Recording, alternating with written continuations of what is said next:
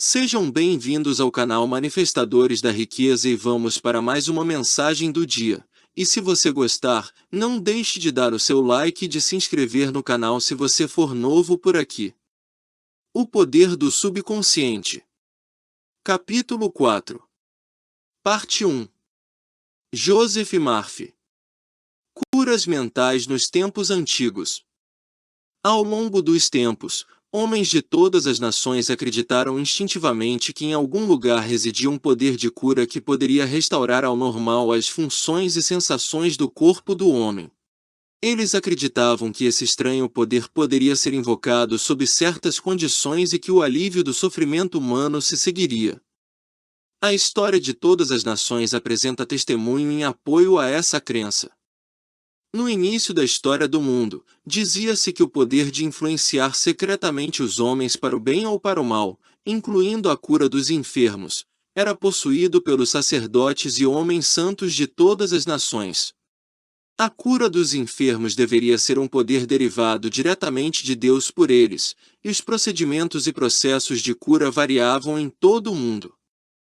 Os processos de cura tomavam a forma de súplicas a Deus acompanhadas de várias cerimônias, como imposição de mãos, encantamentos, aplicação de amuletos, talismãs, anéis, relíquias e imagens.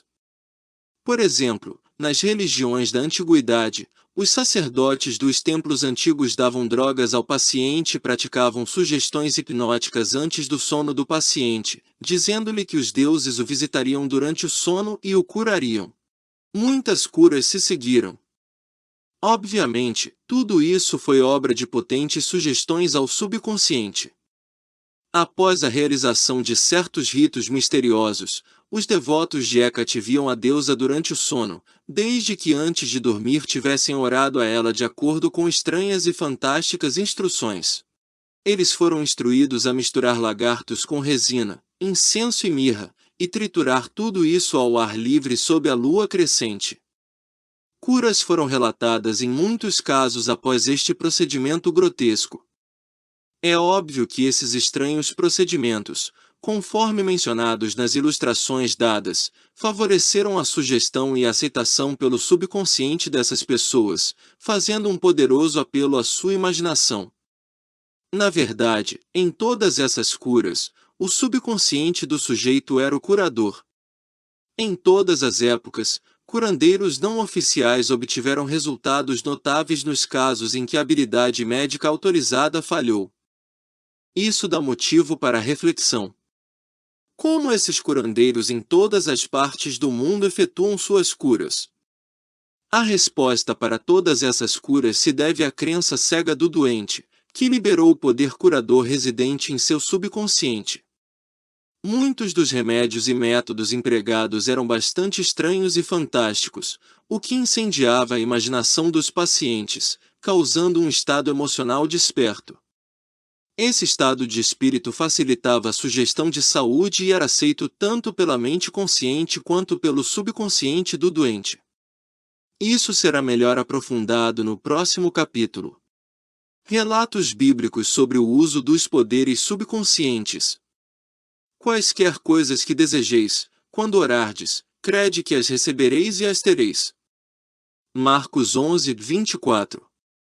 Observe a diferença nos tempos. O escritor inspirado nos diz para acreditar e aceitar como verdadeiro o fato de que nosso desejo já foi realizado, já está completo e que sua realização seguirá como uma coisa no futuro. O sucesso desta técnica depende da convicção confiante de que o pensamento, a ideia, a imagem já é um fato na mente. Para que qualquer coisa tenha substância no reino da mente, deve ser pensado como realmente existindo lá. Aqui, em poucas palavras enigmáticas, está uma direção concisa e específica para fazer uso do poder criativo do pensamento, imprimindo no subconsciente a coisa particular que você deseja.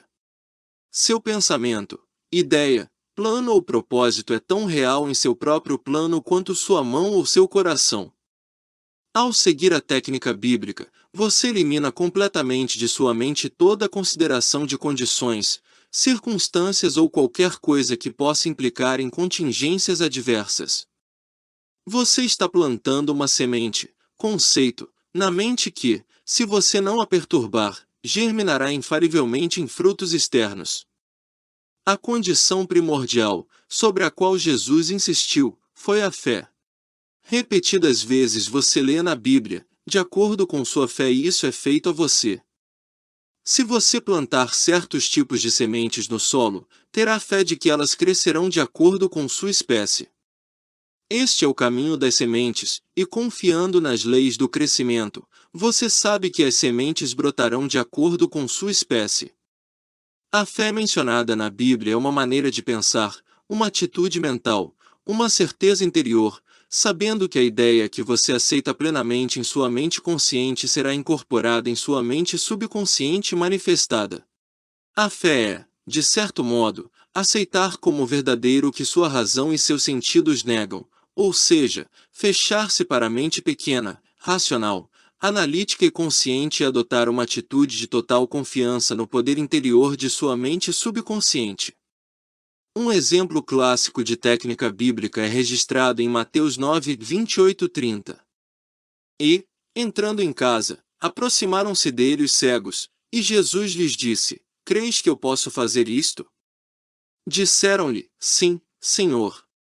Então tocou-lhes os olhos, dizendo: Seja-vos feito segundo a vossa fé. E seus olhos foram abertos, e Jesus os advertiu severamente, dizendo: Vede que ninguém o saiba. Nas palavras faça-se-vos segundo a vossa fé, podeis ver que Jesus estava realmente apelando para a cooperação da mente subconsciente dos cegos. Sua fé era sua grande expectativa, seu sentimento interior, sua convicção interior de que algo milagroso aconteceria e que sua oração seria atendida. Esta é a técnica de cura consagrada pelo tempo, utilizada igualmente por todos os grupos de cura em todo o mundo, independentemente da afiliação religiosa. Nas palavras vede que ninguém saiba, Jesus ordena aos pacientes recém-curados que não discutam sua cura porque podem estar sujeitos às críticas céticas e depreciativas dos incrédulos. Isso pode tender a desfazer os benefícios que receberam das mãos de Jesus, depositando pensamentos de medo, dúvida e ansiedade na mente subconsciente. Pois com autoridade e poder ele comanda os espíritos imundos, e eles saem. Lucas 4:36. Quando os enfermos vinham a Jesus para serem curados, eles eram curados por sua fé junto com sua fé e compreensão do poder de cura da mente subconsciente. O que quer que ele decretasse, ele sentia intimamente ser verdade. Ele e as pessoas que precisavam de ajuda estavam em uma mente subjetiva universal, e seu conhecimento interior silencioso e sua convicção do poder de cura mudaram os padrões destrutivos negativos no subconsciente dos pacientes. As curas resultantes foram a resposta automática à mudança mental interna. Seu comando era seu apelo à mente subconsciente dos pacientes mais sua consciência, sentimento e confiança absoluta na resposta da mente subconsciente às palavras que ele falava com autoridade. Milagres em vários santuários em todo o mundo. É um fato estabelecido que as curas ocorreram em vários santuários em todo o mundo, como no Japão, Índia, Europa e América. Eu visitei vários dos famosos santuários no Japão. No santuário mundialmente famoso chamado de Abutsu está uma gigantesca divindade de bronze onde Buda está sentado com as mãos postas e a cabeça inclinada em atitude de profundo êxtase contemplativo. Tem 42 pés de altura e é chamado de Grande Buda. Aqui eu vi jovens e velhos fazendo oferendas a seus pés. Dinheiro, frutas, arroz e laranjas foram oferecidos. Acenderam-se velas, queimou-se incenso e recitaram-se orações de petição. O guia explicou o canto de uma jovem enquanto ela murmurava uma oração, fazia uma reverência e colocava 2 laranjas como oferenda. Ela também acendeu uma vela. Ele disse que ela havia perdido a voz e foi restaurada no santuário. Ela estava agradecendo a Buda por restaurar sua voz. Ela tinha fé simples de que Buda devolveria sua voz cantante se ela seguisse um certo ritual, jejuasse e fizesse certas oferendas. Tudo isso ajudou a acender a fé e a expectativa, resultando em um condicionamento de sua mente a ponto de acreditar. Sua mente subconsciente respondeu à sua crença. Para ilustrar ainda mais o poder da imaginação e da crença cega, vou relatar o caso de um parente meu que tinha tuberculose. Seus pulmões estavam gravemente doentes. Seu filho decidiu curar seu pai. Ele voltou para casa em Perth, Austrália Ocidental, onde seu pai morava, e disse a ele que havia conhecido um monge que havia retornado de um dos santuários de cura da Europa. Este monge vendeu-lhe um pedaço da verdadeira cruz. Ele disse que deu ao monge o equivalente a $500 por ele. Este jovem pegou uma lasca de madeira na calçada, foi até a joalheria e a colocou em um anel para que parecesse real. Ele disse a seu pai que apenas tocar o anel ou a cruz curava muitos. Ele inflamou e incendiou a imaginação do pai a ponto de o velho arrebatar o anel dele, colocá-lo sobre o peito, orar em silêncio e dormir. Pela manhã ele foi curado. Todos os testes da clínica deram negativo. Você sabe, é claro, não foi a lasca de madeira da calçada que o curou. Foi sua imaginação despertada em um grau intenso, além da expectativa confiante de uma cura perfeita. A imaginação se juntou à fé ou sentimento subjetivo, e a união dos dois trouxe uma cura. O pai nunca soube da peça que lhe pregaram. Se tivesse, provavelmente teria tido uma recaída. Ele permaneceu completamente curado e faleceu 15 anos depois, aos 89 anos. Um princípio universal de cura. É um fato bem conhecido que todas as várias escolas de cura produzem curas de caráter maravilhoso. A conclusão mais óbvia, que atinge sua mente, é que deve haver algum princípio subjacente, que é comum a todos eles, ou seja, a mente subconsciente, e o único processo de cura é a fé. Agora será necessário recordar à sua mente mais uma vez as seguintes verdades fundamentais. Primeiro, você possui funções mentais, que foram distinguidas por designar uma mente consciente e a outra mente subconsciente. Em segundo lugar, sua mente subconsciente está constantemente receptiva ao poder da sugestão. Além disso, sua mente subconsciente tem controle total das funções, condições e sensações de seu corpo. Atrevo-me a acreditar que todos os leitores deste livro estão familiarizados com o fato de que sintomas de quase todas as doenças podem ser induzidos em sujeitos hipnóticos por sugestão. Por exemplo, um sujeito no estado hipnótico pode desenvolver febre alta, rosto corado ou calafrios de acordo com a natureza da sugestão dada. Por experiência, você pode sugerir à pessoa que ela está paralisada e não pode andar, assim será. Por ilustração, você pode segurar um copo de água fria sob o nariz do sujeito hipnótico e dizer-lhe: "Isto está cheio de pimenta, cheire isso."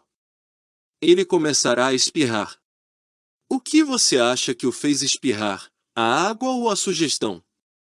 Se um homem disser que é alérgico a flores, você pode colocar uma delas, sintética, ou um copo vazio na frente de seu nariz, quando ele estiver em estado hipnótico, e dizer-lhe que é uma flor. Ele retratará os sintomas alérgicos usuais. Isso indica que a causa da doença está na mente.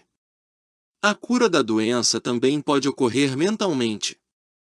Você percebe que curas notáveis ocorrem por meio da osteopatia, medicina quiroprática e naturopatia, bem como por meio de várias entidades religiosas em todo o mundo, mas é óbvio que todas essas curas são realizadas por meio da mente subconsciente, o único curador que existe.